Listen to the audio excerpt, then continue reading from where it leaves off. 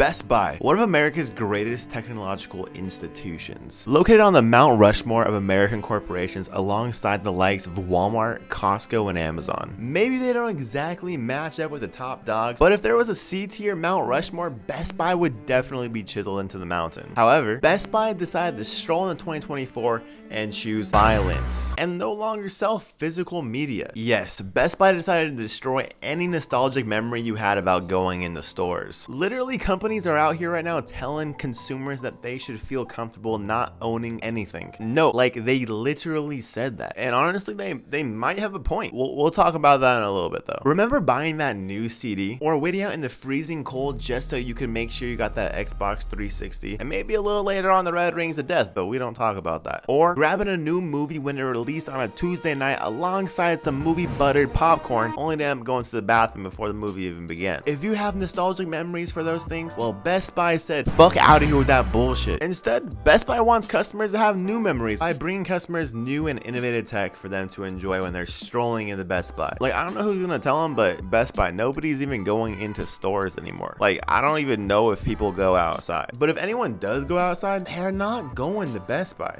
I don't even know what these companies think sometimes. When have you ever thought about buying a fridge specifically at Best Buy? I'm not someone who exclusively buys physical media or one of those all digital future doomers. I'm just a normal guy who has both physical and digital media. But lately, I've noticed the value of having a physical media library, and I'll explain why. Before we begin today's video, please don't forget to smash that like button and subscribe to the channel. I truly appreciate the feedback lately. Anyways, let's get into it. Best Buy might be the latest business to stop selling physical media, but they sure weren't the first. Nobody likes you, Best Buy. The first company would be Netflix, if you count mailing DVDs to people as a business no longer selling physical media. We've been heading in this direction for a while now, and almost without any pushback. Anytime inconvenience is solved by a convenient solution, we're all over it. Blockbuster became Netflix, Netflix physical became Netflix digital, drive-thrus became DoorDash, grocery stores became Instacart, vacuuming became Roomba. You know who you are. Be honest, when was the last time you bought a DVD? I bet you can't even name the movie, but I bet you can name the 5 subscription services that you're subscribed to. Hey look, no judgment. I have my own fair share of subscription services. I'm sure many of you have even sold your physical libraries in the recent past. They take up too much room. You don't have a device to play them on, or you just want some extra shelving space for some plants. We put anything on the shelves these days. Actually,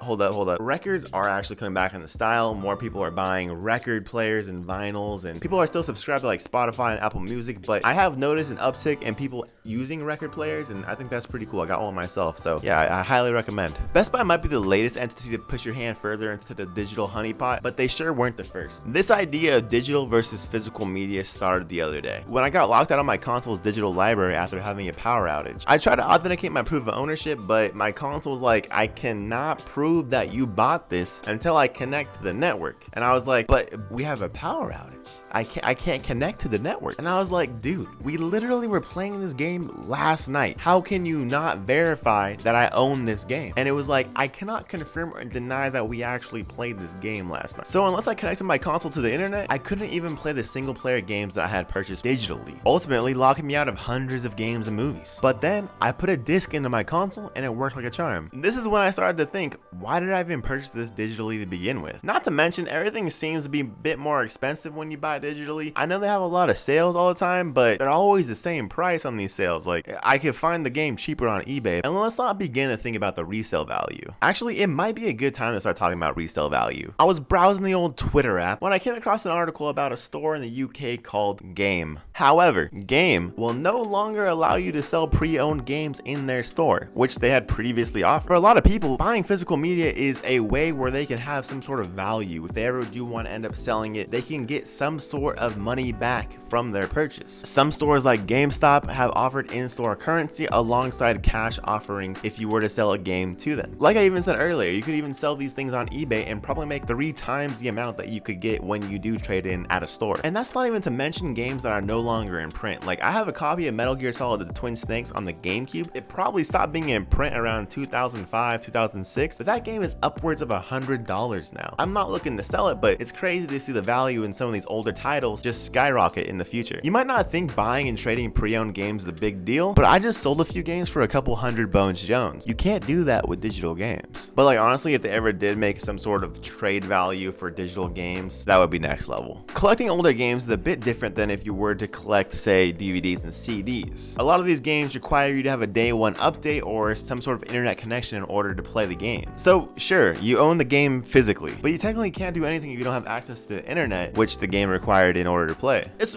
reminds me like 2013, 2014 when Microsoft was launching the Xbox One, and they were like, you know what would be the best idea? And you're like, what? Not allowing people to play pre-owned games on this console. Like if we just made some sort of system where we knew they were playing a pre-owned game, we'd make so much money on new games. Can I trade in my game that I've bought new? Maybe.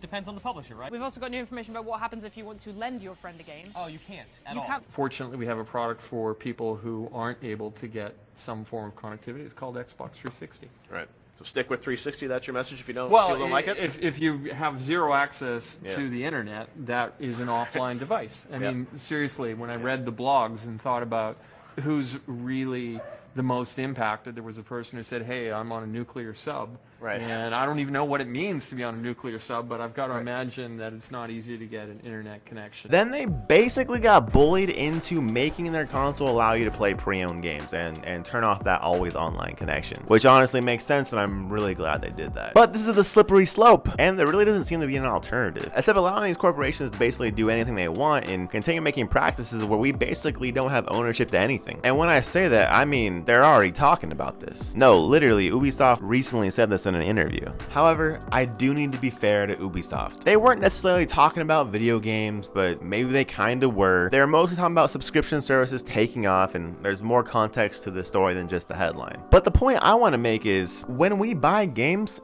we're not purchasing the actual game. We can't purchase the IP. The studio owns the IP. We're only buying access to the license to play the game physically or digitally. At any time, they could revoke that license and no longer allow us to play the game. Whenever you buy a game on Steam, the terms of service says you will not be refunded for this game, basically. You do not own this game. We own this game. They don't even own that game. No one, God, who owns the fucking game, dude? Whatever it is. It can be digitally revoked. And yes, older legacy titles that were on PlayStation 2, PlayStation 3 maybe those games, the physical copies, are more like DVDs where the license is on the game. We're basically purchasing the ability to play the license of that IP. There's absolutely no way we're buying that IP for $70. Ubisoft or whatever company it is can go ahead and revoke that access at any time they want. If they no longer want to sell that game on Steam or Nintendo, they could probably do that. And you really have no rights as a consumer, since, like I said, you're only buying the right to play that license. If they push out an update that basically breaks the game, or they no longer want to support those servers, well, you no longer have access to that game. And ironically enough, Ubisoft is having this problem right now on Xbox. I was browsing the Xbox store and I came across this title, and I saw Ghost Recon Future Soldier. Nostalgia immediately kicked in and I was like, I want to play it. I forgot that game even existed. But then I noticed class action lawsuit, and it appears that multiple Ubisoft games are being sold on the Xbox store even though the game servers are no longer online. You know, it's probably in the terms of service that if the game goes offline and they're no longer supporting the servers, or you're 15 years too late, there's nothing they could do. But at the same time, it feels like Microsoft shouldn't be selling these games on their store unless they're going to be giving people refunds almost immediately. And sure, they might have a workaround, and I think there was a workaround where they go ahead and basically, if they start their Xbox in offline mode and turn that game on, they could go ahead and play that game, but only if their Xbox was offline the entire time. And I will say, that doesn't seem like any sort of way to play a video game, and sure, you can, and you know, and before times,